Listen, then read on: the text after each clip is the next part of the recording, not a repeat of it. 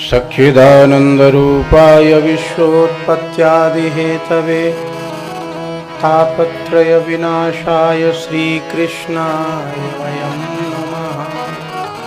मैं निवेदन कर रहा था, सत्य चित आनंद कौन है? कह जिसने पूरे संसार का सृजन किया है, पूरे विश्वोत्पत्त्यादि हेतवे, विश्व की उत्पत्ति और पालन और अपने में विलीन कर लेने की चीज जिसमें क्षमता है।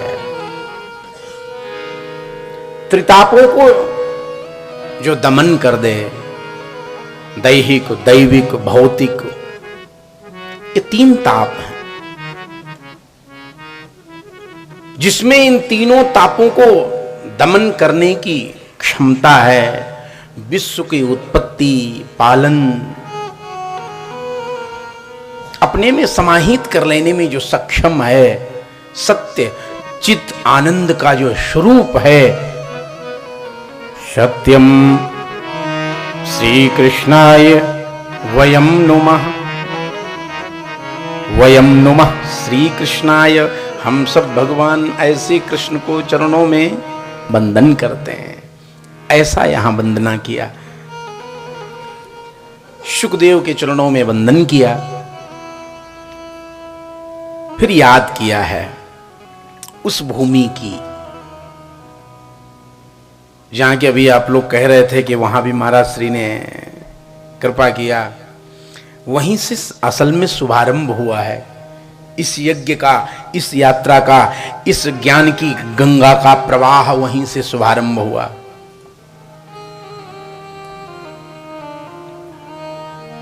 कि नैमिषे निमिष क्षेत्रे, वो नैमिषारण्य। कल महाराज श्री कह रहे थे, चर्चा हम लोगों की हो रही थी फ्लाइट में, तो कहे 4 स्थान सप्तपुरियां महाराज सब गिना रहे थे। 4 क्षेत्र हैं। तो उसी में चर्चा आते आते कहे कि अरण्य कितने हैं, तो कहे 4। वैकुंठ कितने हैं, महाराज ने कहा 8। तो फिर इसका नाम सबसे पहले आया। इस धरातल पर अष्टमे मूर्तयः सन्ति। इस पृथ्वी पर 8 वैकुंठ हैं बंधुओं।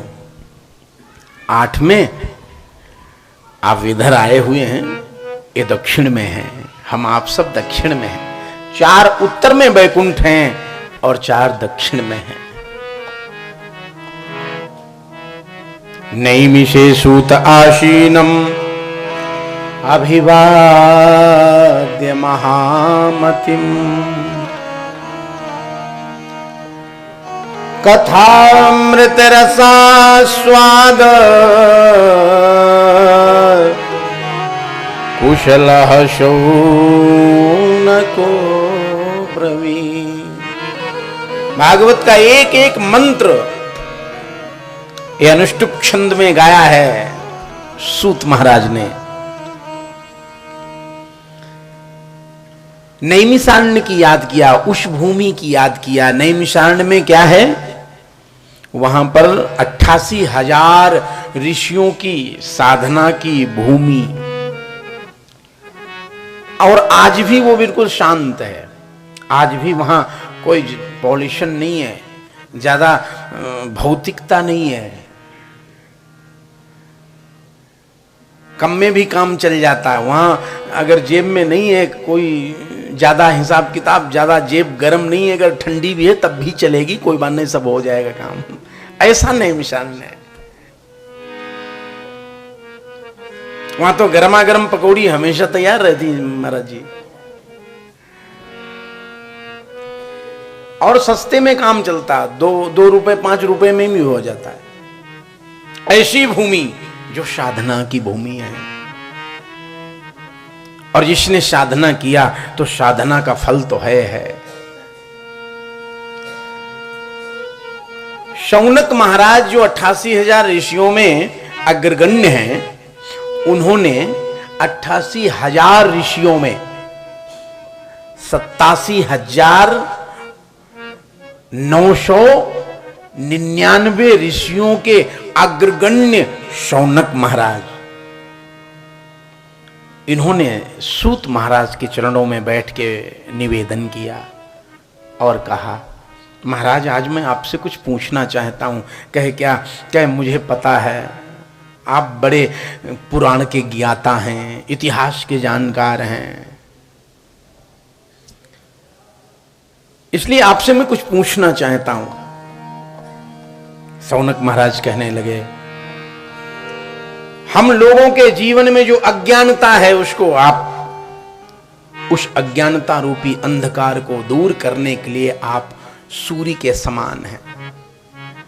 आप में जो ज्ञान है उस ज्ञान के प्रकाश से हमारे अज्ञानता का सारा अंधकार छट जाएगा, दूर हो जाएगा। मुझे कोई ऐसी कथा सुनाए, मुझे कोई ऐसी गाथा सुनाए प्रभु, जिससे समस्या का समाधान हो जाए। आने वाला समय बड़ा विचित्र है। शौनक जी कह रहे हैं, कब? लाखों वर्ष पहले।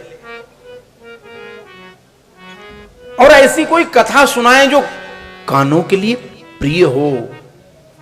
मम कर्ण रसायनम कथासारम, आप कथा सुनाए, कथा का जो मूल तत्व है रस रस पिलाएं। कथासारम तो वो हो कैसा? मम कर्ण रसायनम, मेरे कानों के लिए रसायन बटी का काम कर जाए। और ऐसी कथा हो आने वाले टाइम, माने इस समय की याद करते हुए शौनक ऋषि मान ने कहा था कि महाराज ऐसी कथा सुनाएं जिससे भक्ति, ज्ञान, वैराग्य की प्राप्ति हो। माया, मोह, अहंता, ममता से थोड़ा सा बिलगाव होता चला जाए, भक्ति, ज्ञान, वैराग्य की वृद्धि हो जाए। क्योंकि आने वाला टाइम बहुत ठीक नहीं है महाराज। ये शौनक ऋषि ने बंधुओं कहा था उस समय सूत महाराज से कि घोरे कलौ प्रायो जीवश्च सुरतां गता क्लेशाक्रान्तस्य तस्यैव शोधने किं परायणम। आने वाला समय कलयुग का बड़ा विचित्र होगा। जो प्राणी होगा असुरताम गतः, असुर माने दानवता की ओर जाएगा। और आप सब लोग देख भी रहे हैं, समय धीरे धीरे ज्यों परिवर्तन हो रहा है त्यों व्यक्ति की मानसिकता में सीधे प्रभाव पड़ रहा है।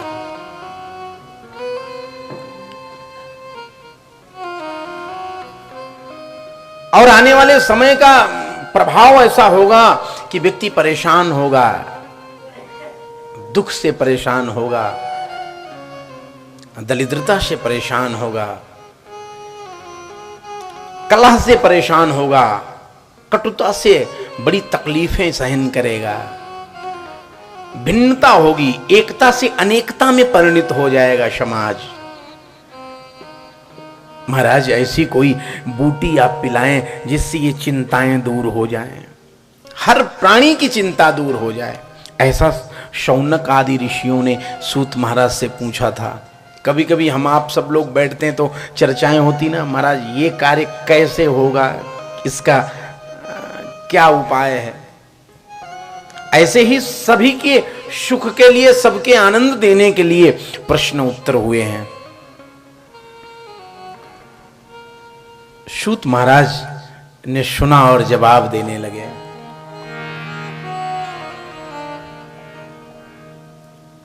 जवाब दे रहे हैं, कह रहे हैं सूत महाराज कि जहां आप बैठे हैं ये जगह बड़ी गजब की है। सूत महाराज ने कहा ऋषियों से कि ऋषियों ये जगह बड़ी महत्वशील है, ये सिद्धि प्रदान करती है। और सारे समाधान आपका मिल जाएगा, ये पक्की बात है। क्योंकि तीर्थ बर नैमिष विख्याता अति पुनीत साधक सिद्धिदाता, साधना करने वालों को सिद्धि देती है, सिद्ध बना देती है, ऐसी भूमि है। आयु प्रजाम धर्म विद्याम स्वर्ग मोक्ष सुखानी च, वो भूमि ऐसी है। सूत महाराज कह रहे हैं ऋषियों से कि आने वाला समय तो बड़ा विचित्र है, काल के गाल में सब लोग बैठे हैं, लेकिन सुरक्षा कब तक, जब तक काल रूपी काल के गाल में जब तक उसका मुख खुला रहे तब तक सुरक्षित, मुख बंद होते ही सब लास्ट हो जाता है। ऐसे समय में क्या करना चाहिए? तो कहे ऐसे समय में भगवान के चरित्रों को पान करना चाहिए, गान करना चाहिए, पान करना चाहिए।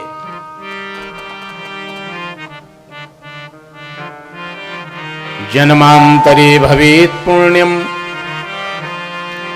तदा भागवतम लभेत। यहां कह रहे हैं कि जन्म जन्मांतर के अनेकानेक युग युगांतर से चले आ रहे हमारे किए हुए इस जीवन के द्वारा सत्कर्म कब किया, उसका जब एकत्रित एक जगह होने के बाद में पुण्योदय भाग्योदय होता है, तब कहीं ये उपलब्धि होती है। जन्मांतरे भवेत पुण्यम तदा भागवतम लभेत। जब जन्म जन्मांतर के पुण्य एक जगह संचित होते हैं, उसके बाद में कहीं भागवतम लभेत, भागवत का मुझे लाभ मिलता है। तो इसके मतलब जब भागवत में के ये लिखी बात प्रमाणिक है, तो इसके मतलब हम लोग सब लोग बहुत बड़े पुण्य आत्माएं आप सब हैं, जो कि ठाकुर जी के चरणों में यहां भागवत सुनने के लिए आए हैं। ये प्रमाण है इस बात का।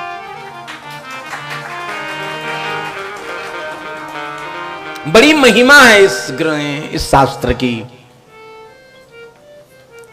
कहे कि जिस समय परीक्षित और सुखदेव का संवाद हो रहा था, उस समय में देवताओं को पता चल गया, देवता दौड़ पड़े। ब्रह्मा जी ने देवताओं को भेजा, इंद्र हैं, यम हैं, वरुण हैं, कुबेर हैं, सूरज हैं, चंदा हैं, सारे लोग आए और वहां खड़े हो गए। सुखदेव ने देखा, पहली बार देखा इंद्र हैं, यम, वरुण, कुबेर, सूरज, चंदा। तो सुखदेव स्वामी देख के आश्चर्यचकित हुए, क्या बात है, कहिए देवराज कैसे पधारे आप? देवराज इंद्र ने बड़ी सुंदर बात कहा। अब ये देवता लोग आए हैं, कोई साधारण बात, सहजता से क्यों आए हैं? इनके मन में एक भाव जागृत हो गया कि जो चीज अपने यहां नहीं है वो पृथ्वी पर है, भूलोक में है, इसलिए चलो ऐसा करते हैं, भूलोक से यहां ले आते हैं देवलोक में।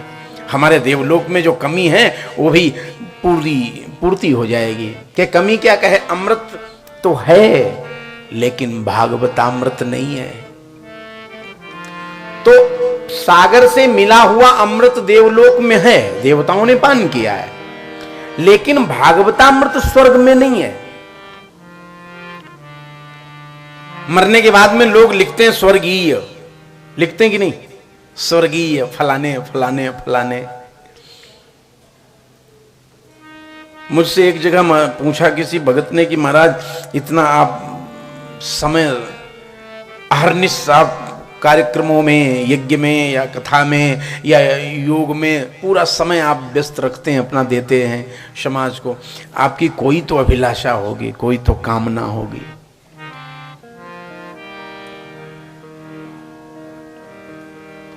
वैकुंठ चाहते हैं कि साकेत चाहते हैं कि गोलोक चाहते हैं कि क्या चाहते हैं?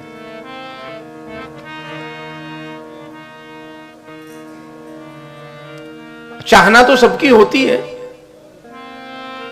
हमसे कहा महाराज क्या चाहते हैं? हमने कहा मेरी इच्छा नहीं कुछ चाहने की, फिर भी कुछ तो होगी। मैंने कहा मैं बार बार जन्म लेता रहूं, यही काम करता रहूं, यही मेरी भावना है। कहते पुनरपि जननम जठरी जठरे शयनम भज गोविंदम भज गोविंदम गोविंदम भज मूढ़ मते। बार बार आएगा फिर जाएगा फिर आएगा, तो इसलिए गोविंद का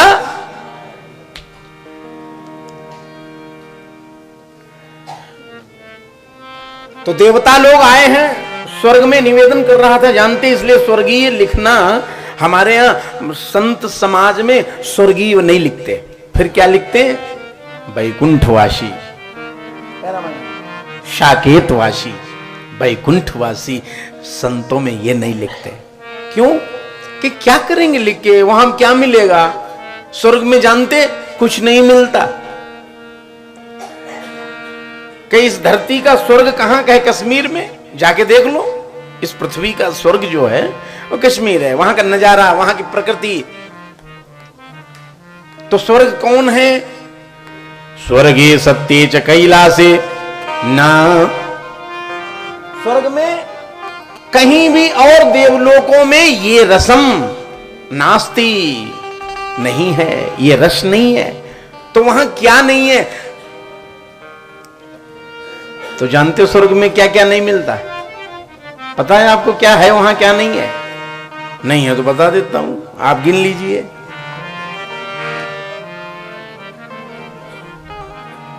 आपका मन हुआ कि बढ़िया चाय पीने का मन कर रहा है, कड़क।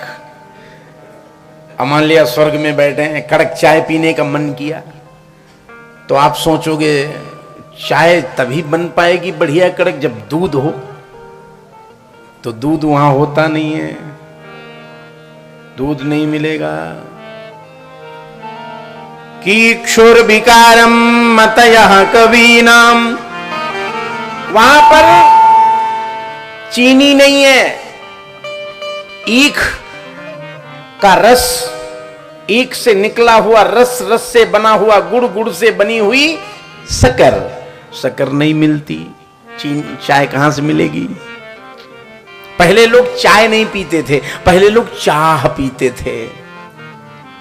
तो गुड़ की बनती थी सीरे की, बुजुर्ग लोग सब जानते हैं, माताएं सब जानती होंगी उस समय। बस तो पहले चाह थी, सुबह उठते तो एक पतेला भर के बनाते, बड़ा भारी भगोना, फिर क्या उबलता रहता उबलता रहता। उसके बाद में जो कुछ थोड़ा बहुत दूध उस चाय में बाद में दूध डालते और फिर एक जग भर के रखते और उसके बाद में चाह, फिर चाह पीते थे, उसका नाम था चाह। जितनी चाहत है उतनी फुल हाउसफुल हो जाइए, फिर दोपहर में देखा जाएगा। अब किसी को बीमारी नहीं हुई, किसी को डायबिटीज नहीं हुआ उस समय। तो मैं निवेदन कर रहा, स्वर्ग में चाय नहीं मिलने वाली भाई।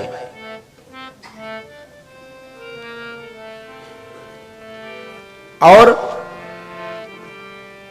आपका मन हुआ किस राम कथा सेवा समिति ने अगर मन बना लिया चलो स्वर्ग में कथा हो जाए, स्वर्ग में कथा का मन बनाया, तो स्वर्ग में मतयः कवीनाम, वहां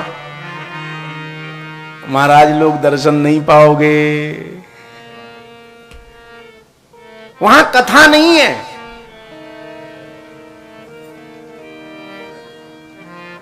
आपका मन हुआ कि हम गोरस पान करें, गो दधी मिल जाए, गो छाछ मिल जाए, छाछ के बढ़िया आलू सब्जी बना के बढ़िया चकाचक चले, लेकिन नहीं मिलेगा। आपकी इच्छा हुई चूरमा बन जाए, गाय का बढ़िया गोरस मिलना चाहिए, गोरस नहीं मिलेगा। गवाम रसम,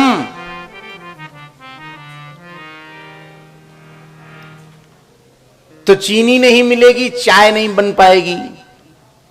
आप गिन लीजिएगा क्या क्या नहीं मिलता। चीनी नहीं है इसलिए चाय कट गई। कथा नहीं मिल सकती क्योंकि वहां महापुरुष और कवि लोग नहीं है, विद्वान लोग नहीं है। गोरस नहीं मिलेगा, चूरमा भी नहीं मिल सकता, दही नहीं मिल सकता,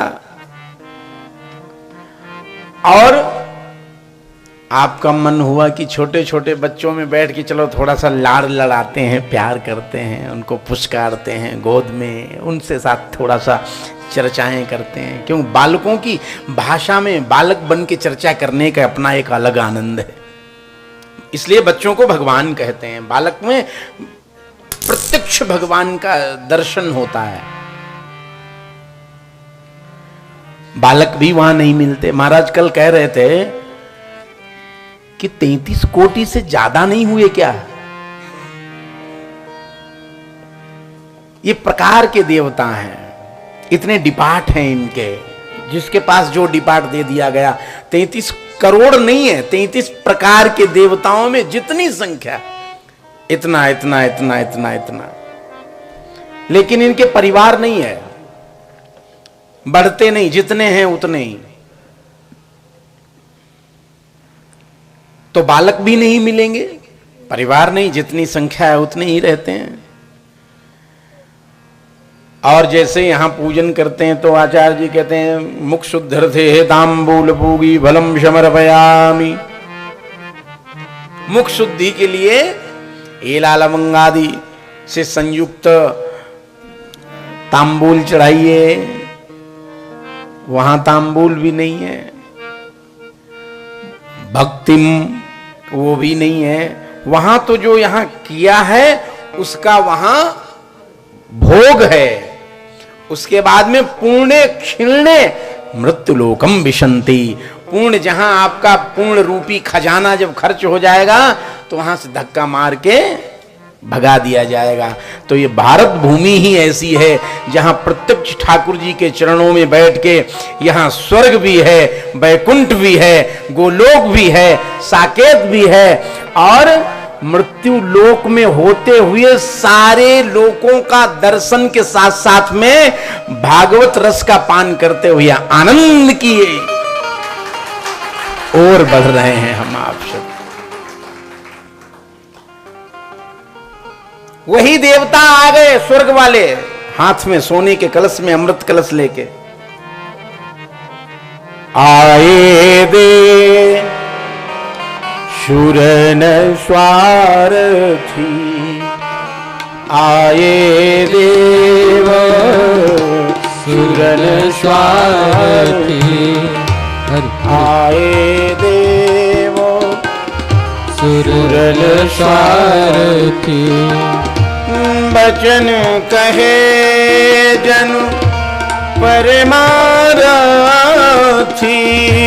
बचन कहे परमारथी। आए देव शूरन स्वार्थी। आए देव शूरन स्वार्थी। आए देव शूरन स्वार्थी। इंद्रादि देवताओं ने आकर के खड़े होकर के स्वर्ण के अमृत कलश में अमृत भरा हुआ है। सुखदेव ने देखा, देवराज इंद्र से पूछा किस लिए आए, कहीं कारण आगमन?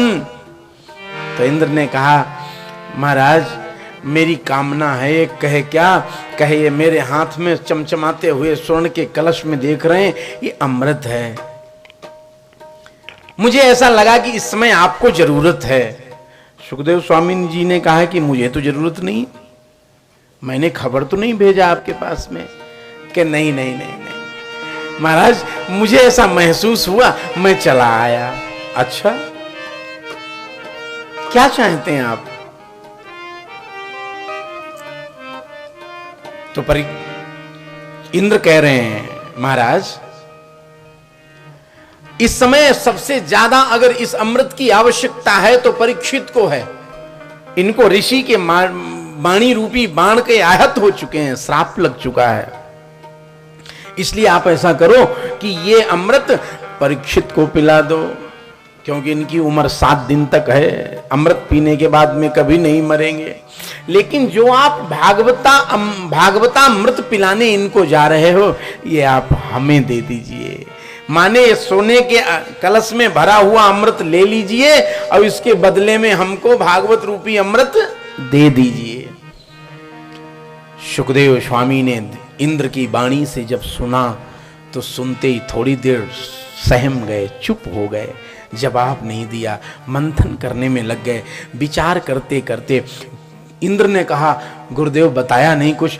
तो सुखदेव स्वामी कह रहे हैं, क्व सुधा क्व कथा लोके क्व कांचः क्व मणिर्महा। अरे देवराज, कहां ये सुधा? एक कांच से एक मणि की तुलना आपने कर दिया।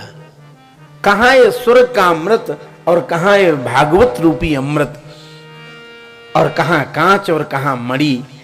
ये भागवता अमृत तो ये मणि है और तुम्हारे स्वर्ग का सोने के कलश में भरा हुआ अमृत तो ये कांच का है। इसलिए आपको देता जरूर, आपको जरूर पिलाता, लेकिन आपने गड़बड़ कर दिया। कहे क्या? कहे आपने बदले की भावना क्यों किया? आपने बराबरी आंकड़ा ऐसा क्यों किया?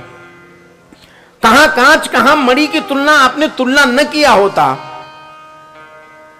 आपकी आस्था होती, आपकी श्रद्धा होती, आप में विश्वास होता तो मिलता। मना कर दिया, नहीं दे सकता। देवराज इंद्र आदि देवता निराश हो गए। क्यों मना किया? अभक्तांस्तांश विज्ञाय न ददौष कथामृतम। अगर भाव नहीं है, भक्ति नहीं है, समर्पण नहीं है, श्रद्धा नहीं है, तो ये चर्चा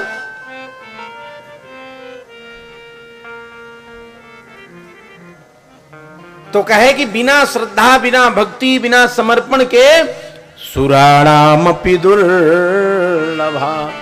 ये भागवत उन देवताओं को भी दुर्लभ है, नहीं मिलती। ये तो ठाकुर जी की जिस पर असीम अनुकंपा है, इसलिए वहां प्राप्त हो जाती है। देवराज इंद्र आदि देवता वापस गए, ब्रह्मा से शिकायत किया। चर्चा हो ही रही थी। जब तक यहाँ से वहाँ जाने में टाइम लगा ना, तब तक विमानारूढ़ होकर के परीक्षित मुक्त होकर के और भागवतामृत पी करके विमान में आरूढ़ होके जा रहे थे। ब्रह्मा ने देखा, इंद्रादि देवताओं ने कहा, विधाता देख लो, वही परीक्षित आज मुक्त होके जा रहा है विमान में आरूढ़ होकर। ब्रह्मा ने देखा, ब्रह्मा ने अपने मस्तक पर हाथ को रख लिया, चिंता में डूब गए और अफसोस और आश्चर्य के साथ में इस चमत्कार को देखते हुए माने पछतावा हो रहा है। ओहो, कितनी भागवत की गजब की महिमा। इसीलिए शायद यहां ये उपलब्धि नहीं है। स्वर्ग में है सब कुछ, लेकिन ये चीज नहीं है।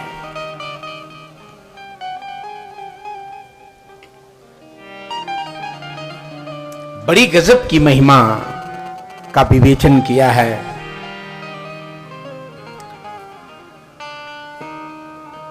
सूत महाराज ने कहा कि देखो, इसकी महिमा, इसका नियम, सप्त दिन के अनुष्ठान के लिए मैंने इसका नियम से तो अपने गुरुदेव से सीखा था, सुना था। कौन कहे? सुखदेव से। सप्ताहेन सुतम चैतत सर्वथा मुक्तिदायकम। सप्त दिवसीय भक्ति अनुष्ठान है। जो सेवा करें, जो पाठ करें, जो मनन करें, जो परिक्रमा करें, जो इसको नित्य वंदन करें, उसके मन की सारी भावनाएं पूर्ण हो जाती हैं। 7 दिन का अनुष्ठान ये हो, इसके विषय में जब प्रश्न किया तो सूत महाराज ने कहा, एक बार का ऐसा अवसर आया कि देव ऋषि नारद जा रहे थे दौड़ते। यहीं से शुभारंभ करते हैं। बिना देव ऋषि के आगे गाड़ी नहीं बढ़ती ठाकुर जी की। ठाकुर जी की गाड़ी आगे बढ़ती ड्राइवर ही है। देखिए, ऋषि, देव ऋषि के बगैर नहीं गाड़ी आगे बढ़ती। देव ऋषि नारद वहां से चले।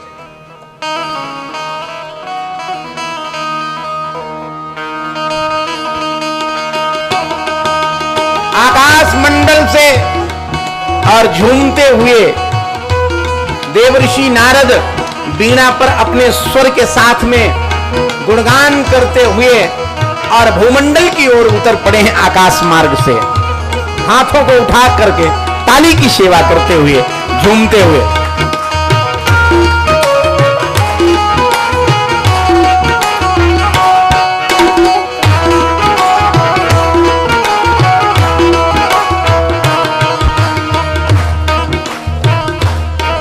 भज नारायण।